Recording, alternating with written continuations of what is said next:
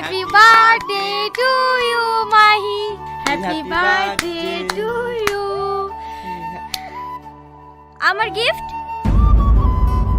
আমি জানি না মধু যে তুমি আজকে বার্থডে পালন করবা, না হলে আমি নিয়ে আসতু। কোনো ব্যাপার না, তাহলে টাকা দাও, আমি গিফট কিনে নেব। বিশ্বাস কর মধু, আমার কাছে একটা টাকাও নাই। আমাকে ম্যানেজার 2000 টাকা দিয়েছিল, সেই টাকাটা আমি ওই মুসলিমাকে দিয়ে এসেছি।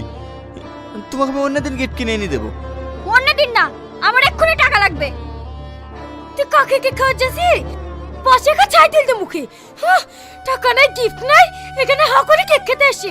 তোর লজ্জা লাগে না? সর এখান থেকে। আর শোন, কাল 15 তারিখ মনে আছে তো? কাল ডাক্তারখানায় যেতে হবে। টাকা নাই বলে নাকে কাঁদলে না, কপালে কষ্ট আছে। ঠিক আছে।